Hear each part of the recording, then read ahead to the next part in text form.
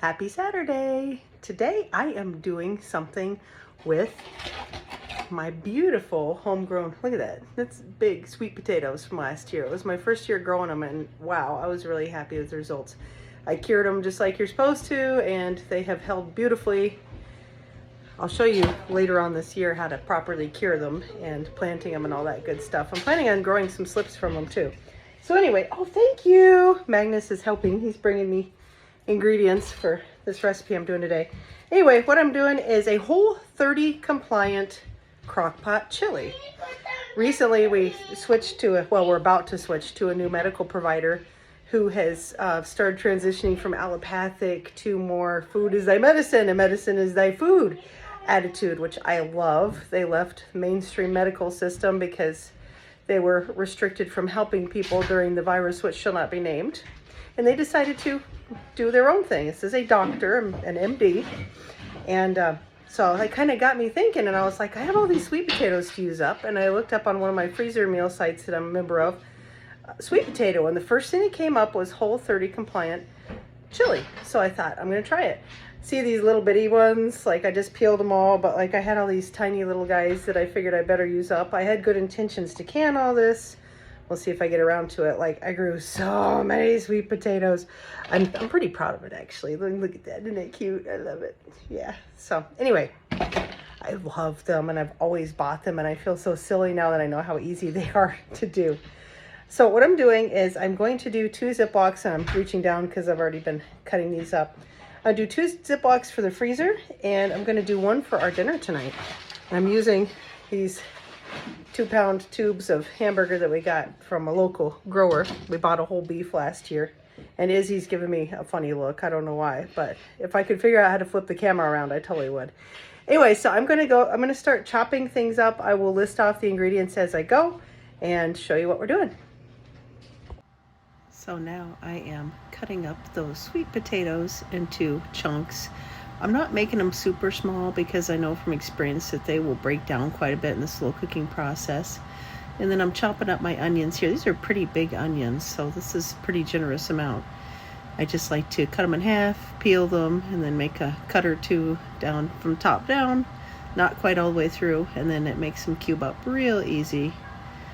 I wish it were this fast in real life. I tell you what, these were hurting me today. They were hurting. These are some hot tomatoes. These were At some spicy. Point here, you'll just see me stop for a second.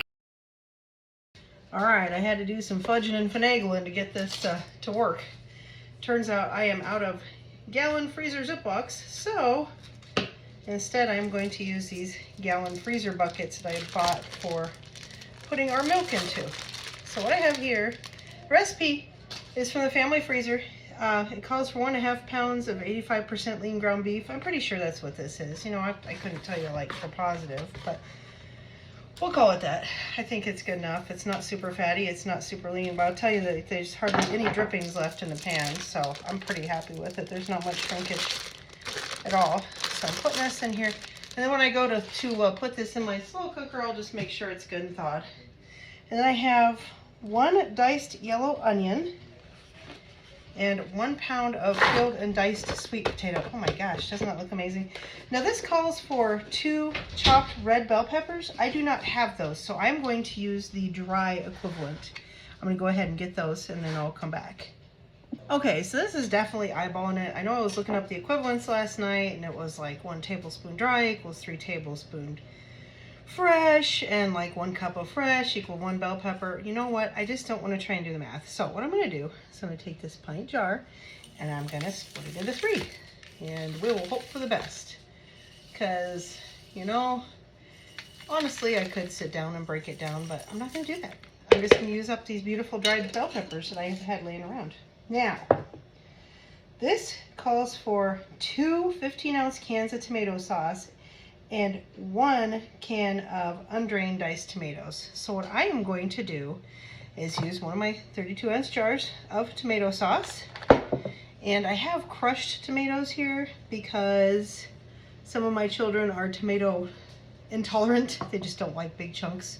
So I'm gonna pour those into these buckets. And as you can see, these buckets are gonna get pretty full. So I'm gonna get my can opener. Okay, so I'm gonna pop the seal on my jar of tomato sauce here. Oh yeah, we like hearing that. Pour that in. As you can see, these buckets are going to be full. There's going to be just enough room for expansion in the freezer. And I'm going to do one or half of one of these 28-ounce cans of crushed tomatoes, since I didn't have the 15-ounce, and I'm going to pour the other half into my other bucket off camera here, and I'm going to go ahead and pop in tomato sauce for that one too while I'm standing here. I'm really excited about this, actually. I think this is going to be pretty cool. Okay, so that's it for our main ingredients. Now we're going to go into our spices. So here's the rundown. We have 1 tablespoon of chili powder, and you know, we really dig flavor in our house, so I'm going to do a little bit more, like 1.5 tablespoons.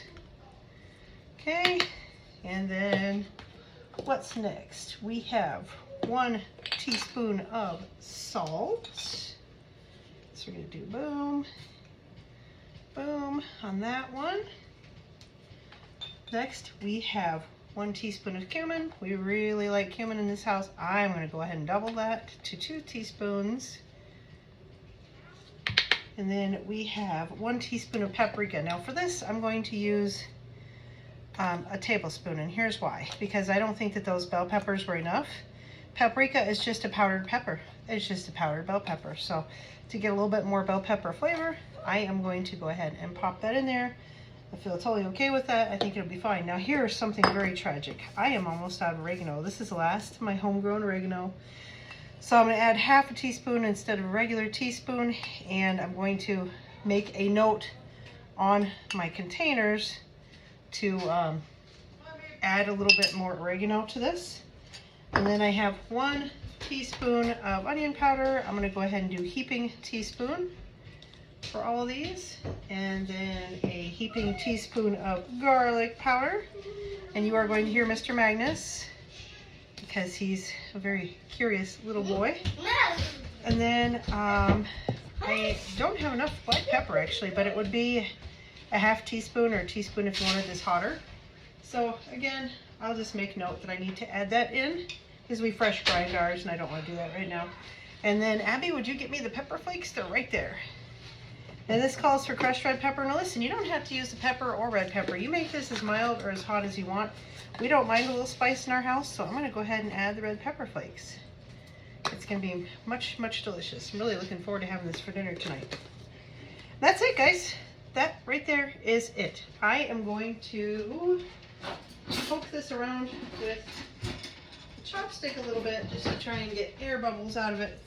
Since this is not a Ziploc, I know there's going to be some air pockets in here that I'm going to want to get rid of. So just make sure on this one that you thaw it out in your fridge for a few days so that you can plop it out of here. I don't think that this could fit in an Instant Pot. I think that the container is a bit too big for that. But if you thaw it out, it doesn't really matter. You can dump it in there. It's just like you couldn't dump it as a frozen puck, if that makes sense. All right, this smells incredible. Whole 30, legume-free beef chili. I'm super excited about this one. Thank you all so much for stopping by the Homestead. We will see you tomorrow. Bye-bye. Here it is. Beautiful Whole 30 chili. This looks amazing. If you want to keep it Whole 30, you could do what we did tonight and serve it over some sauteed cabbage. Saute it in olive oil. I just educated myself a little bit about Whole 30 today. It's no dairy, no greens, no legumes. Sometimes it feels like no joy. That's a lot of things to cut out. No grains, if I didn't mention that.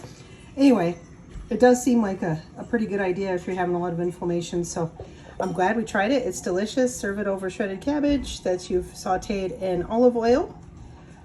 Or you could do it in like lard or tallow. Just not butter. You can use ghee, but not lard, because it has milk solids in it. This is truly delicious. I encourage you to give this a try. Take care.